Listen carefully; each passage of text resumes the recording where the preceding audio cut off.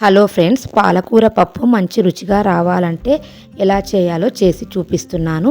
వేడివేడి అన్నంలో వేసుకొని తింటే చాలా రుచిగా ఉంటుంది. ఎలా చేయాలో ఇప్పుడు చూద్దాం. ఫస్ట్ ఒక కుక్కర్ను తీసుకొని అందులో 1 కప్పు కందిపప్పు వేసుకోవాలి. ఇప్పుడు తగినన్ని నీళ్లు పోసుకొని 2-3 సార్లు శుభ్రంగా కడగండి. ఇప్పుడు 1 కప్పు కందిపప్పుకు 2 కప్పుల వాటర్ వేసుకున్నాను. అలాగే పచ్చిమిర్చిని చిన్న ముక్కలుగా కట్ చేసుకొని వేసుకోవాలి. అలాగే మీడియం సైజులో ఉన్న 2 పాలకూర కట్టలను తీసుకున్నాను. అదేవిధంగా పావు టీ స్పూన్ పసుపు కూడా వేసి ఒకసారి కలుపుకోవాలి. పప్పు పొంగకుండా ఉండేందుకు కొద్దిగా ఆయిల్ కూడా వేసుకోవాలి. ఇప్పుడు కుక్కర్ను స్టవ్ పై పెట్టి పప్పు ఉడికేలోపు చింతపండును నానబెట్టుకోవాలి. చింతపండు నానిన తర్వాత రసం తీసుకొని పక్కన ఉంచుకోవాలి.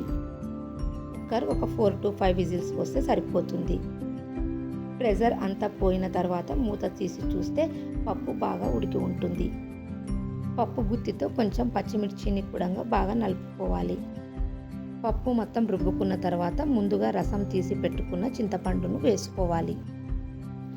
చింతపండు రసం వేసుకున్న తర్వాత అలాగే తగినంతగా వాటర్ను కూడా వేసుకోవాలి. మీరు తినేదాన్ని బట్టి పప్పు పల్చగా కావాలంటే కొంచెం వాటర్ ఎక్కువగా వేసుకోండి. ఇప్పుడు పోపు పెట్టుకుందాము. పోపు కోసము స్టవ్ పై ఒక ప్యాన్ పెట్టి 2 టేబుల్ స్పూన్ ఆయిల్ వేసుకోవాలి. ఆయిల్ హీట్ అయిన తర్వాత పోపు దినుసులు వేసుకోవాలి. అలాగే సన్నగా పొడవుగా కట్ చేసుకున్న ఉల్లిపాయలను వేసుకోవాలి. అలాగే కచ్చాపచ్చాగా దంచిన వెల్లుల్లిని కూడా వేసుకోవాలి. వెల్లుల్లి ఉల్లిపాయ కొంచెం ఫ్రై అయిన తర్వాత 2 ఎండుమిర్చీలను వేసుకోవాలి. ఉల్లిపాయ ముక్కలు కొంచెం కలర్ మారే వరకు ఫ్రై చేసుకోవాలి.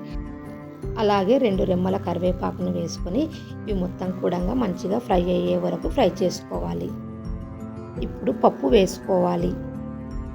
పప్పు వేసుకున్న తర్వాత మొత్తం ఒకసారి కలుపుకోవాలి. నేను సాల్ట్ ఎక్కడా వేయలేదు కాబట్టి ఇప్పుడు సాల్ట్ తగినంతగా వేస్తున్నాను. సాల్ట్ కూడా మొత్తం కలిసే విధంగా కలుపుకోవాలి. ఇలా బబుల్స్ వచ్చే వరకు ఉడికించుకుంటే పప్పు రెడీ అయినట్లు.